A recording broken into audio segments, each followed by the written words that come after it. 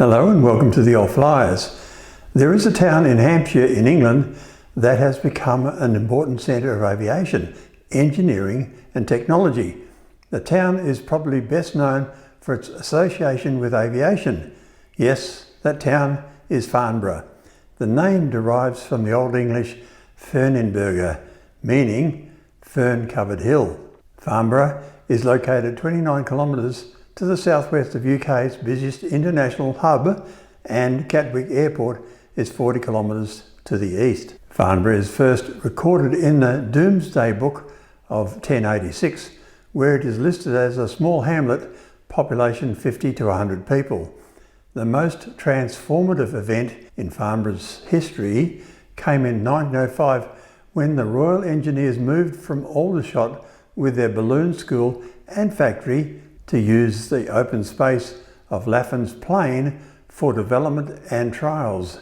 They were joined by Samuel Cody in 1906, who came to demonstrate his man-lifting kites. Cody became the first person to fly in a powered aircraft in Great Britain in 1908.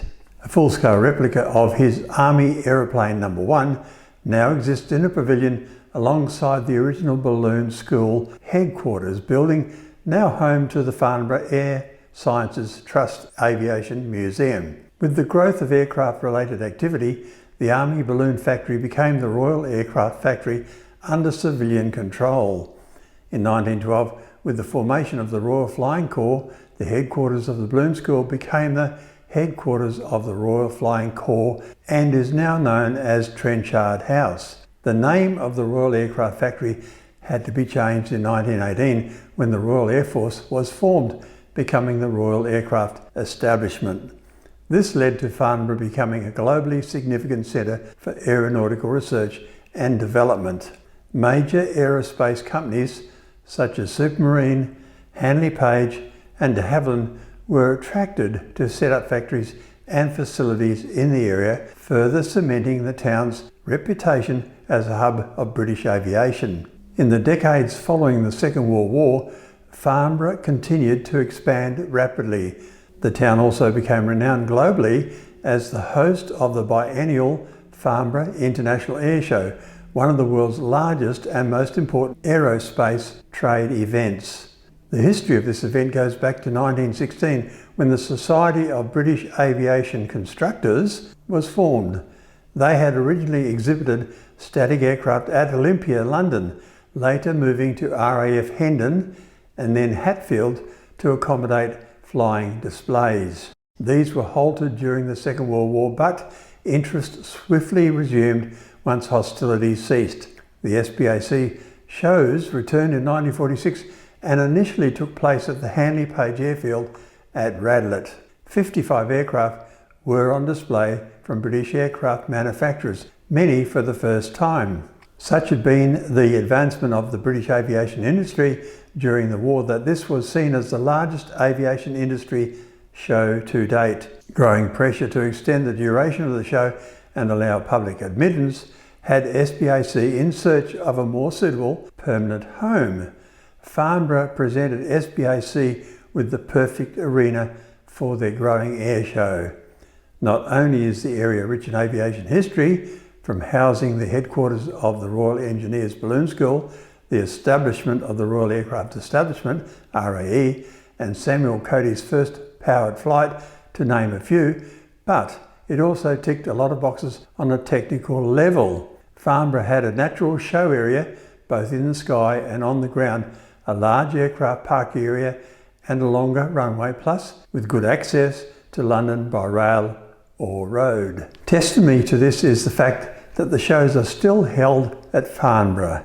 The first Farnborough Air Show in 1948 featured 66 different British aircraft, many of which also participated in the flying display.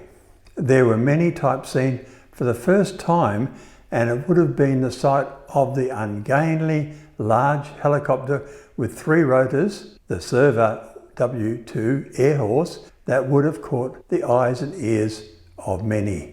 That helicopter was statically displayed for 1948 but took to the skies the following year. In 1949 there were 2 truly iconic aircraft participating. Firstly, the world's first jet airliner, the de Havilland D, and secondly, the mighty Bristol 167 Brabazon, the largest aircraft of its time that had only first flown 4 days before the show. Faster and faster now, beginning to pick up speed. She's passing alongside me now, quite a noise she's making. The sleek lines of the Comet and sheer size of the Brabazon would leave many with lasting memories. By the early 1950s, Britain's aircraft industry was vibrant with various prototype aircraft for both civil and military usage. The SBAC shows at that time had a plethora of different types, with manufacturers all vying for important contracts with airlines or the Ministry of Defence. Of course, many of these aircraft never made it to full-scale production. On the 6th of December 1952, a prototype de Havilland DH-110 jet fighter crashed during an aerial display at the air show. The pilot John Derry and flight observer Anthony Richards were killed in the incident. Tragically, 29 spectators also died and 63 people were injured. When the show returned in 1953, the Saunders-Roe SR-45 Princess flying boat flew down the Farnborough runway with the accompanying noise of its 10 Proteus engines. The same year saw 6 Delta shapes in the air together, 4 Avro 707s and 2 Avro 698 Vulcans. Aerobatic displays have been performed at Farnborough right from the start. However, 1958 beat them all when 22 Hawker Hunter F6s and a T7 of the famed 111 Squadron, the Black Arrows, looped in formation over the airfield, something that has never been done anywhere since. By 1960, the RAF V-Bomber Force had all 3 bomber types in service: the Avro Vulcan, Handley Page Victor and Vickers Valiant.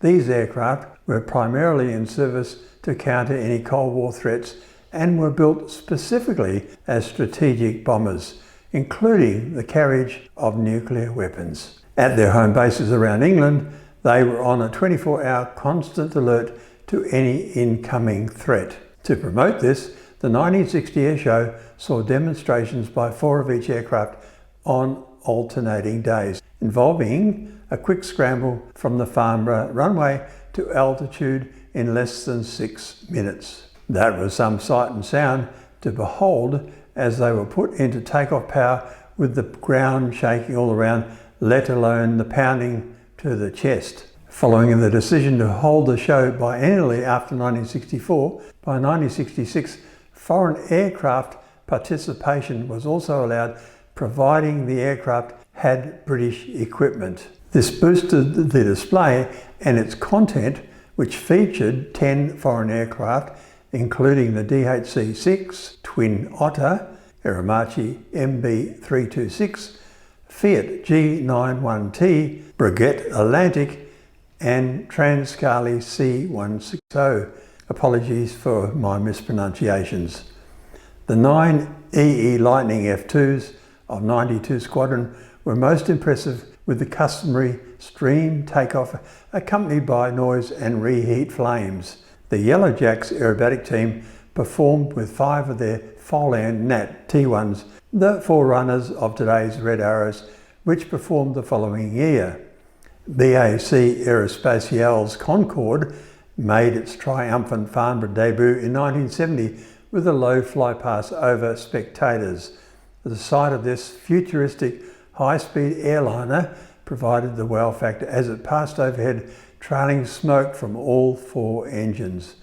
Early concepts of Concorde had been shared with exhibitors at Farnborough as early as 1962. The next Farnborough International Air Show is to be held on the 20th to the 24th of July 2026. Commercial aircraft and engine orders exceeding US $105 billion are predicting. Adult tickets will be in the vicinity of £36. Those youngsters aged between 16 and 21 will be admitted free, in keeping with the theme of pioneers of tomorrow. Thank you for watching. Please like and subscribe, and that will promote new videos.